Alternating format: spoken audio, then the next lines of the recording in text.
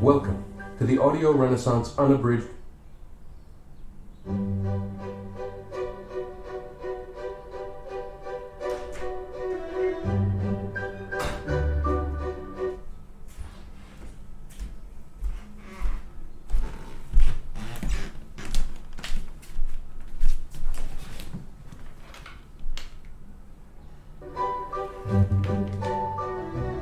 Welcome to the Audio Renaissance Unabridged presentation of The New Psycho-Cybernetics, written by Maxwell Maltz, MD, edited and updated by Dan S. Kennedy and the Psycho-Cybernetics Foundation, Incorporated. Produced by John Baker. Final production supervised by Tony Hutt. And read by Paul Michael.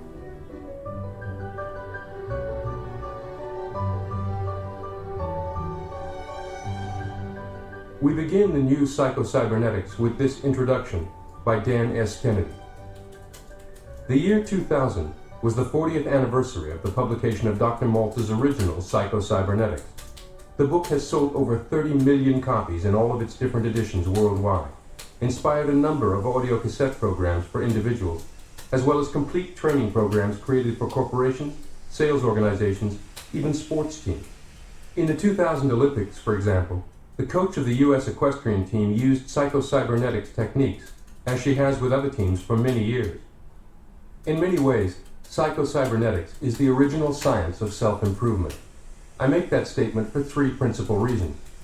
First, Dr. Maltz was the first researcher and author to understand and explain how the self-image, a term he popularized for certain processes within the subconscious mind, has complete control over an individual's ability to achieve or fail to achieve any goal. Second, everything written, said, recorded, or taught about self-improvement since Maltz wrote has derived from his work. Try and find any book on success or self-improvement written since 1960, right through to yesterday, that does not include a discussion of self-image and the techniques for improving and managing it, notably including visualization, mental rehearsal, and relaxation, and you'll realize how crucial the work of Maltz still is. The relatively young science of sports psychology, relied on heavily by professional golfers, sports franchises, coaches, and Olympians, owes an enormous debt, occasionally acknowledged, to psycho-cybernetics. Third, unlike philosophical musings about success, psycho-cybernetics is, in fact, scientific. It provides practical things to do, not just think about, that yield quantifiable results. What is unique about psycho-cybernetics is that it offers techniques that help make whatever was once difficult easy. In short, whether you set out to lose weight and keep it off, lower your golf score, double your income in selling, become a confident public speaker, write the great American novel, or achieve any other imaginable goal, in order to succeed, you will use psycho-cybernetics techniques, either directly from Dr. Maltz or some other source influenced by his work. By acquiring this program, you have gone to the first and still foremost source. It is significant that, with very little publicity or marketing, the original Psycho-Cybernetics book has had such amazing longevity and is now a classic in its field. Today, just as 10, 20, and 30 years ago, sales managers tell recruits, coaches tell athletes, consultants tell clients, get and read this book. Now I dare to update the classic. In doing so, I have set out to preserve much of the original content. Much of it, in fact, is unchanged. Some has been modestly updated in language or example. To integrate it with other works of Dr. Maltz, I have added my own observations and lessons learned from teaching psycho-cybernetics techniques, along with examples and stories submitted by many users of these techniques and culled from others' books referencing these techniques. Throughout, I have tried to maintain Maltz's original voice. Over the years since 1960, Dr. Maltz and those who followed him devoted increasing emphasis to translating the principles and concepts of psycho-cybernetics into actual practical mental training exercises, and I've included a number of those as well. All things combined, this is the most complete psycho-cybernetics work ever published. My own experiences with psycho-cybernetics began in childhood, when I used it to conquer a stubborn, rather severe stuttering problem. I've gone on to enjoy a 20-year career as a professional speaker, in recent years addressing audiences as large as 35,000 and in total over 200,000 people annually. In adult life, I returned repeatedly to these techniques in my sales, consulting, and business activities to assist me in my prolific writing career, 9 published books, a monthly newsletter, over 50 different audio cassette programs, and as an advertising copywriter, my primary vocation. For example, using psychocybernetics, I am able to give my subconscious mind certain instructions and put it to work on a writing assignment before going to sleep at night or taking a nap. Wake up, instantly put fingers to keyboard, and download. Pour out what the subconscious wrote while I slept. Not long ago, I climbed into a sulky and became a harness racing driver at age 46 and found myself relying heavily on psychocybernetics. In my business life, I have worked with many millionaire and multimillionaire entrepreneurs, including some who have risen from poverty or financial disaster, and others who have started from scratch and rapidly built empires. Most of them use these techniques. Many trace their understanding of them directly to Dr. Maltz, as I do. I first began working directly with psychocybernetics as a writer, editor, and publisher in the late 1980s. At the time, I worked with Dr. Maltz's widow, Ann Maltz, and a university associated with her to develop a collection of audio tapes featuring Dr. Maltz's lectures, radio broadcasts, and interviews. Since then, I've been directly involved in the first book ever written featuring psychocybernetics specifically for salespeople, titled Zero Resistance Selling, an audio program, the new Psychocybernetics book on tape programs, a 12-week home study course, and a monthly newsletter, as well as special editions of programs for certain professions, industries, corporations, and international translation. My point is that I've lived and worked with and benefited from psychocybernetics my entire life. I was told by Ann Maltz that she had difficulty telling my writing on this subject apart from her late husband. That was an enormous compliment. I hope she was right. And that this expanded and updated version of the original comes across to you seamlessly in one voice, Dr. Maltz's, as if he were here to prepare it himself. If you have comments, I would enjoy hearing from you via fax at 602-269-3113 or mail care of the Psychocybernetics Foundation, 5818 North 7th Street, Suite 103, Phoenix, Arizona 85014. If you'd like to read back issues of the Foundation's newsletters, you may access them at www.psycho-cybernetics.com. I sincerely believe that you hold in your hands one of the most powerful tools for self-improvement and goal achievement available anywhere, at any time, at any price. It has been my privilege to have a small part in bringing it to you. If you aren't achieving everything you want in life, it is probably because your goals are being ineffectively communicated to or rejected by your self-image, and your servo mechanism is underutilized and uninspired. This statement may initially strike you as psychobabble and gobbledygook, but by the time you listen to this program just once, you will fully understand that this single statement reveals the master key to all personal achievement, including whatever improvement in performance and outcomes you desire in any area of life: personal, health, relationships, career, business, or finance. Dr. Maxwell Maltz died in 1975, yet he is the primary author of this program, written in 2001, and he contributed in a very active and lively way. In addition to writing the original Psychocybernetics on which the new edition is based, Dr. Maltz was a remarkably prolific researcher and writer. By the time of his death, he had written over a dozen books and 3 complete courses of study on different aspects of psychocybernetics, thousands of pages of unpublished counseling session notes, interviews, speeches, and radio broadcasts, and more. All of this material was put into a computer, carefully sorted and organized, so that Dr. Maltz could continue contributing to new works even today. Although Mr. Kennedy has also contributed to this program, to prevent confusion and clutter, you are hearing everything spoken by one voice, Dr. Maltz's. It reads as if Dr. Maltz wrote it today, in its entirety. We are certain he would be proud of this work, and that you will benefit from it enormously. Chapter 1. The Self-Image, Your Key to Living Without Limits. Bruce Barton wrote, "Nothing splendid has ever been achieved except by those who dared believe that something inside them was superior to circumstance." A revolution in psychology began in the late 1960s and exploded in the 1970s. When I wrote the first edition of Psycho-Cybernetics in 1960, I was at the forefront of a sweeping change in the fields of psychology, psychiatry, and medicine. New theories and concepts concerning the self began emerging from the work and findings of clinical psychologists, practicing psychiatrists, and even cosmetic or so-called plastic surgeons like myself. New methods growing out of these findings resulted in dramatic changes in personality, in health, and even in basic abilities and talents. Chronic failures became successful. F students changed into straight A pupils with no extra tutoring. Shy, retiring, inhibited personalities became happy and outgoing. At the time, I was quoted in the January 1959 issue of Cosmopolitan magazine, in which T.F. James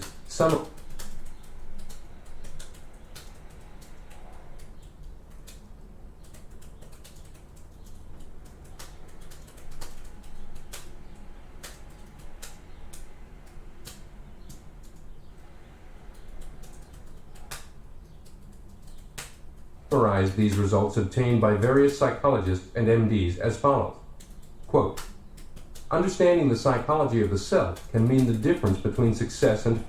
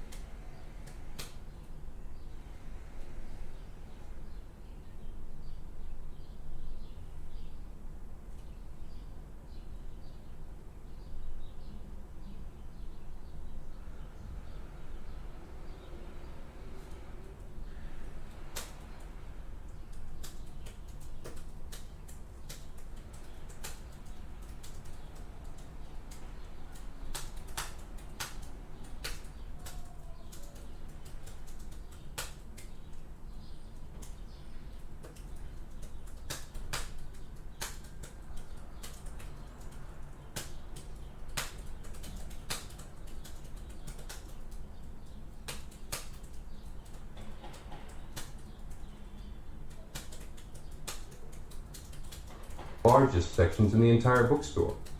Psychologists, psychiatrists, and therapists have proliferated. New specialists have emerged, such as sports psychologists and corporate performance coaches, and the stigma of seeking such help has disappeared to such an extent that in some circles doing so is trendy. Self-help psychology has become so popular, it even has found a place in television infomercials. Once difficult, now easy. I'm gratified that much of this modern explosion of ideas, information, and people to assist you with everything from conquering procrastination to shaving strokes off your golf score appears to be based on psycho-cybernetics. You might say that my original work was ahead of its time, or you might say that it has aged well.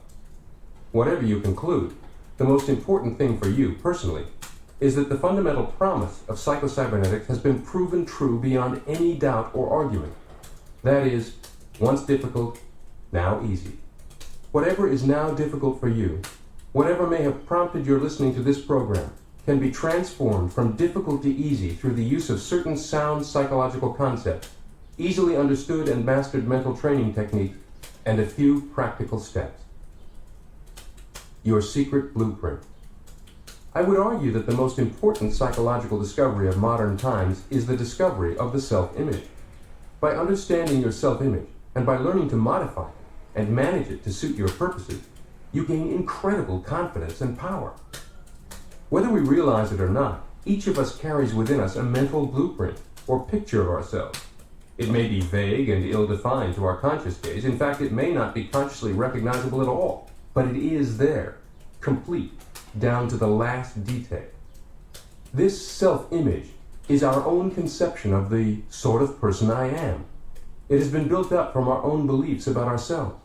Most of these beliefs about ourselves have unconsciously been formed from our past experiences, our successes and failures, our humiliations, our triumphs, and the way other people have reacted to us, especially in early childhood.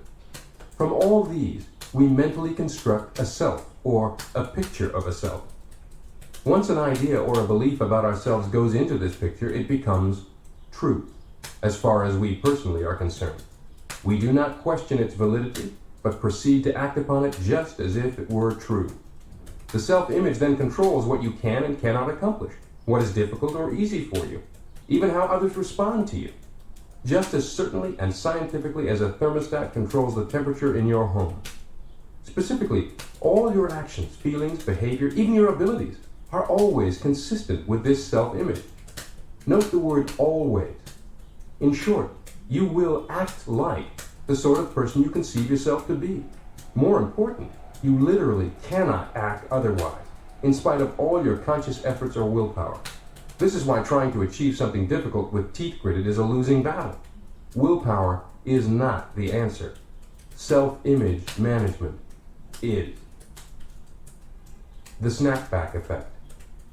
The person who has a fat self-image, whose self-image claims to have a sweet tooth, to be unable to resist junk food, who cannot find the time to exercise, will be unable to lose weight and keep it off no matter what he tries to do consciously in opposition to that self-image. You cannot long outperform or escape your self-image. If you do escape briefly, you'll be snapped back, like a rubber band extended between two fingers coming loose from one. The person who perceives himself to be a failure-type person will find some way to fail, in spite of all his good intentions or his willpower, even if opportunity is literally dumped in his lap. The person who conceives himself to be a victim of injustice, one who was meant to suffer, will invariably find circumstances to verify his opinion. You can insert any specific into this: your golf game, sales career, public speaking, weight loss, relationships. The control of your self-image is absolute and pervasive. The snapback effect is universal. The self-image is a premise, a base or a foundation upon which your entire personality, your behavior, and even your circumstances are built. As a result, our experiences seem to verify and thereby strengthen our self-images, and either a vicious or a beneficent cycle, as the case may be, is set up. For example, a student who sees himself as an F-type student, or one who is dumb in mathematics, will invariably find that his report card bears him out. He then has proof. In the same manner, the sales professional or an entrepreneur will also find that her actual experiences tend to prove that her self-image is correct. Whatever is difficult for you, whatever frustrations you have in your life, they are likely proving and reinforcing something ingrained in your self-image like a groove in a record. Because of this objective proof, it very seldom occurs to us that our trouble lies in our self-image or our own evaluation of ourselves. Tell the student that he only thinks he cannot master algebra, and he'll doubt your sanity. He has tried, and still his report card tells the story. Tell the sales agent that it's only an idea that you cannot earn more than a certain figure, and she can prove you wrong by her order book. She knows only too well how hard she has tried and failed. Yet, as we shall see, almost miraculous changes have occurred, both in grades of students and the earning capacity of salespeople, once they were prevailed upon to change their self-images. Obviously, it's not enough to say, it's all in your head. In fact, that's insulting. It is more productive to explain that it is based on certain ingrained, possibly hidden patterns of thought that, if altered, will free you to tap more of your potential and experience vastly different results. This brings me to the most important truth about the self-image. It can be changed. Numerous case histories have shown that you are never too young or too old to change your self-image and start to live a new, amazingly different life. Here's another illustration of how the self-image operates. Picture yourself living inside two boxes, one smaller than the other. The bigger box, farthest away from you, represents real or realistic limits. The box within, the smaller one that is tightly confining yourself, represents self-imposed limits. The area between the two boxes is your area or range of underutilized potential. As you discover the means of strengthening and liberating your self-image, you expand the smaller box, bringing it closer to the size of the larger one, permitting greater use of your true potential. Success from the inside out, not the outside in.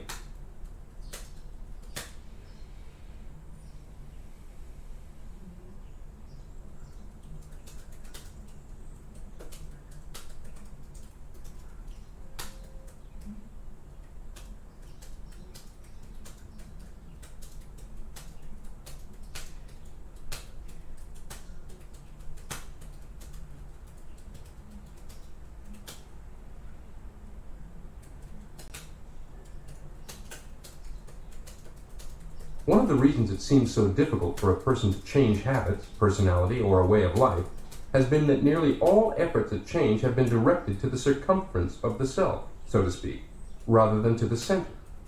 Numerous patients have said to me something like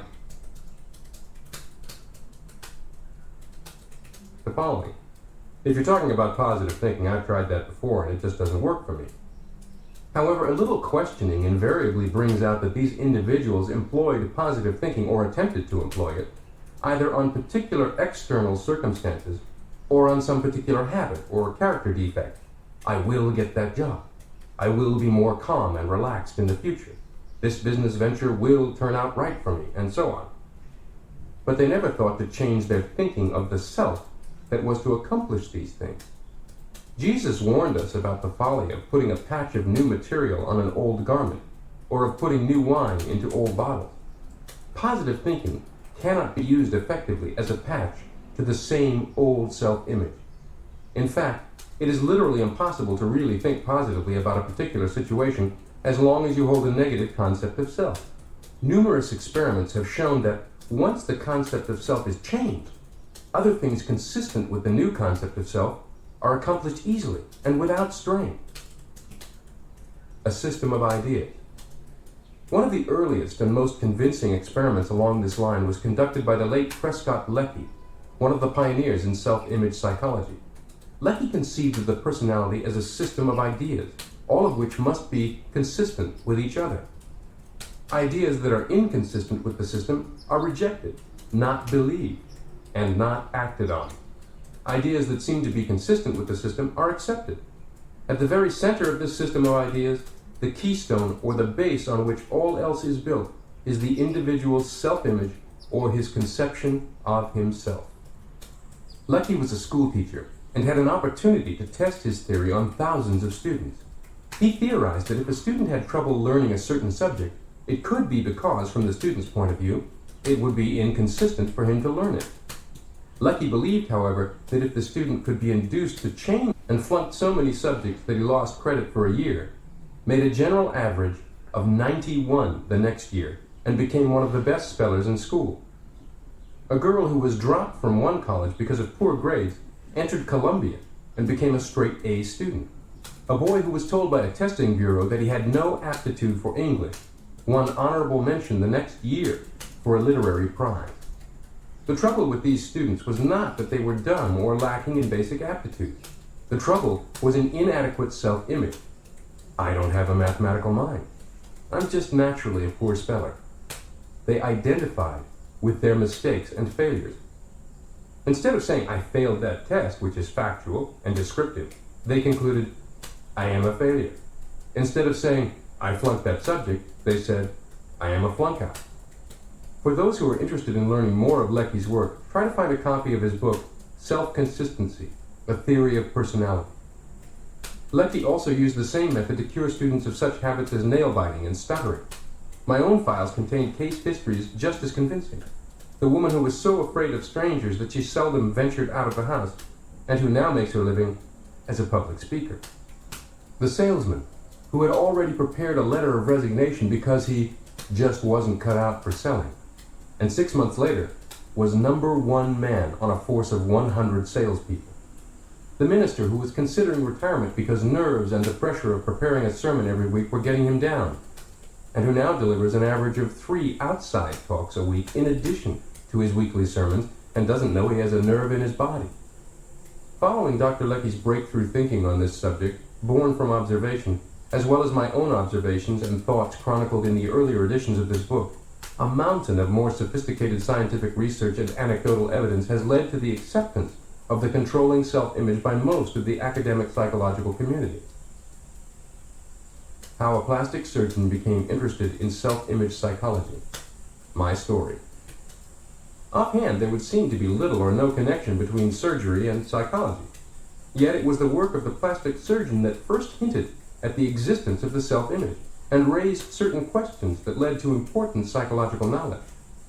When I first began the practice of plastic surgery many years ago, I was amazed by the dramatic and sudden changes in character and personality that often resulted when a facial defect was corrected. Changing the physical image in many instances appeared to create an entirely new person. In case after case, the scalpel that I held in my hand became a magic wand that transformed not only patients' appearance, but their whole life. The shy and retiring became bold and courageous. A stupid boy changed into an alert, bright youngster who went on to become an executive with a prominent firm. A salesman who had lost his touch and his faith in himself became a model of self-confidence. And perhaps the most startling of all was the habitual hardened criminal who changed almost overnight from an incorrigible who had never shown any desire to change into a model prisoner who won a parole and went on to assume a responsible role in society. Some 60 years ago, I reported many such case histories in my book New Faces, New Futures, written more for my peers than the public. Following its publication, and similar articles in leading magazines, I was besieged with questions by criminologists, psychologists, sociologists, and psychiatrists. They asked questions that I could not answer, but they did start me on a search. Strangely enough, I learned as much from my failures as from my successes, if not more. It was easy to explain the successes. The boy with the 2 big ears who had been told that he looked like a taxicab with both doors open had been ridiculed all his life, often cruelly. Association with others meant humiliation and pain. Why shouldn't he avoid social contact? Why shouldn't he become afraid of people and retire into himself? Terribly afraid to express himself in any way, he became known as stupid. When his ears were corrected, it would seem only natural that since the cause of his embarrassment and humiliation had been removed, he should assume a normal role in life, which he did. Or consider the salesman who suffered a facial disfigurement as the result of an automobile accident. Each morning when he shaved, he could see the horrible disfiguring scar on his cheek and the grotesque twist to his mouth. For the first time in his life, he became painfully self-conscious. He was ashamed of himself and felt that his appearance must be repulsive to others. The scar became an obsession with him. He was different from other people. He began to wonder what others were thinking of him. Soon his self-image was even more mutilated than his face. He began to lose confidence in himself. He became bitter and hostile. Soon, almost all his attention was directed toward himself, and his primary goal became the protection of his ego and the avoidance of situations that might bring humiliation. It is easy to understand how the correction of his facial disfigurement and the restoration of a normal face would overnight change this man's entire attitude and outlook, his feelings about himself, resulting in greater success in his work. The mystery inspired me. If the scalpel was magic, why did some people who acquired new faces go right on wearing their old personalities? What about the exceptions, those who didn't change? What about the Duchess, who all her life had been terribly shy and self-conscious because of a tremendous hump in her nose? Although surgery gave her a classic nose and a face that was truly beautiful, she continued to act the part of the ugly duckling, the unwanted sister who could never bring herself to look another human being in the eye. If the scalpel itself was magic, why did it not work on the Duchess? Or what about all the others who acquired new faces, but went right on wearing the same old personality? How to explain the reaction of people who insist that the surgery has made no difference whatever in their appearance? Every plastic surgeon has had this experience and has probably been as baffled by it as I was. No matter how drastic the change in appearance may be, certain patients will insist that, "I look just the same as before, you didn't do a thing." Friends, even family, may scarcely recognize them, may become enthusiastic over their newly acquired beauty, yet the patients themselves insist that they can see only slight or no improvement, or in fact deny that any change at all has been made. Comparison of before and after photographs does little good and may even arouse hostility. By some strange mental alchemy, the patient will rationalize, "Of course, I can see that the hump is no longer in my nose, but my nose still looks just the same." Or, "The scar may not show anymore, but it's still there." Scars that bring pride instead of shame. Still another clue in search of the elusive self-image is the fact that not all scars or disfigurements bring shame and humiliation. When I was a young medical student in Germany, I saw many a student proudly wearing his saber scar, much as an American might wear the Medal of Honor. The duelists were the elite of college society, and a facial scar was the badge that proved you a member in good standing. To these boys, the acquisition of a horrible scar on the cheek had the same psychological effect as the eradication of the scar from the cheek of my salesman patient. I began to see that a knife itself held no magical powers. It could be used on one person to inflict a scar, and on another to erase a scar with the same psychological result. The mystery of imaginary ugliness. To a person handicapped by a genuine congenital defect, or suffering an actual facial disfigurement as a result of an accident, plastic surgery can indeed seemingly perform magic. From such cases, it would be easy to theorize that the cure-all for all neuroses, unhappiness, failure, fear, anxiety, and lack of self-confidence, would be wholesale plastic surgery to remove all bodily defects. However, according to this theory, persons with normal or acceptable faces should be singularly free from all psychological handicaps. They should be cheerful, happy, self-confident, free from anxiety and worry. We know only too well this is not true. Nor can such a theory explain the people who visit the office of a cosmetic surgeon and demand a facelift to cure a purely imaginary ugliness. There are, for example, the 35 to 45-year-old women who are convinced that they look old, even though their appearance is perfect.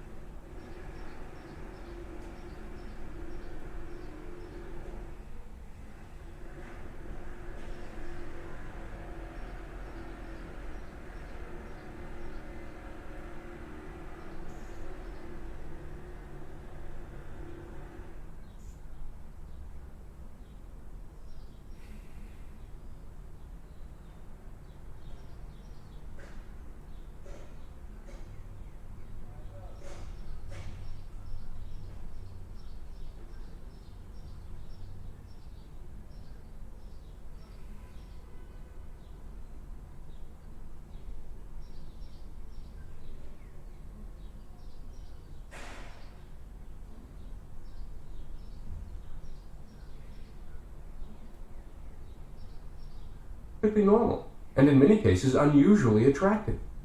There are the young girls who are convinced that they are ugly merely because their mouth, nose, or bust measurement does not exactly match that of the current reigning Hollywood celebrity, teen pop star, or the most popular girl in their school. There are the men who believe that their ears are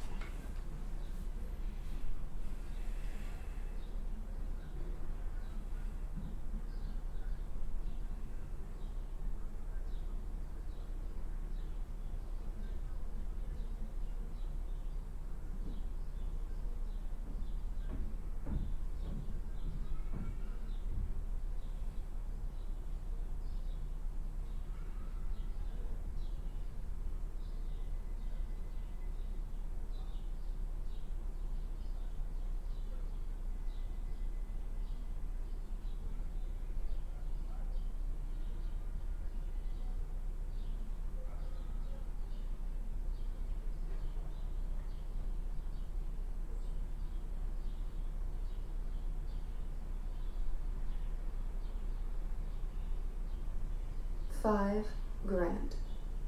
That's what this guy paid to spend the night with me.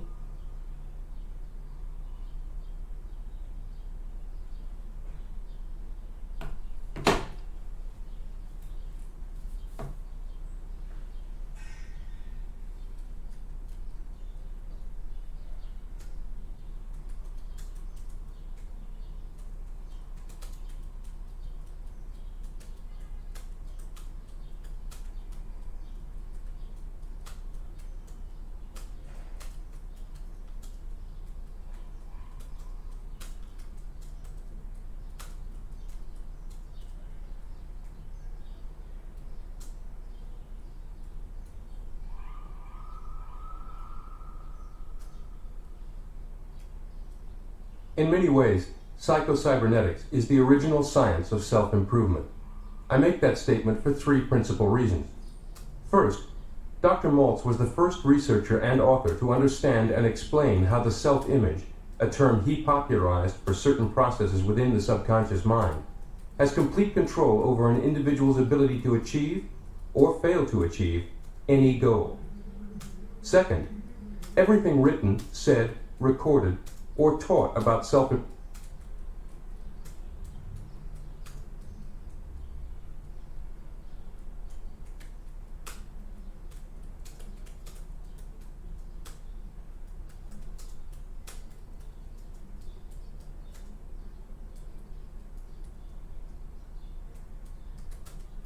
since Maltz wrote has derived from his work.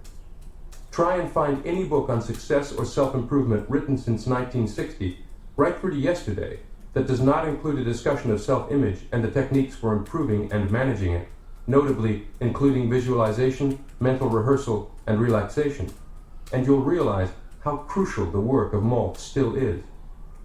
The relatively young science of sports psychology, relied on heavily by professional golfers, sports franchises, coaches, and Olympians, owes an enormous debt, occasionally acknowledged, to psychocybernetics. Third, unlike philosophical musings about success, psychocybernetics is, in fact, scientific. It provides practical things to do, not just think about, that yield quantifiable results.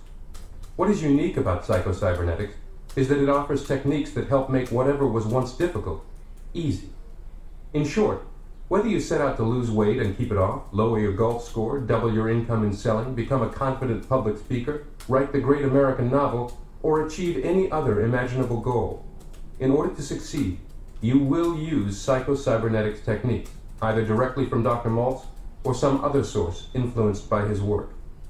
By acquiring this program, you have gone to the first and still foremost source.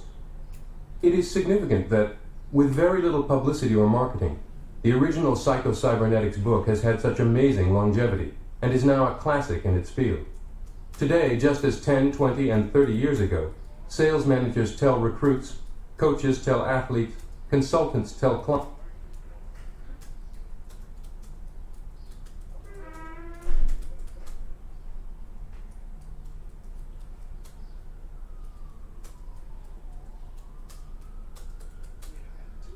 Get and read this book. Now I dare to update the classic. In doing so, I have set out to preserve much of the original content.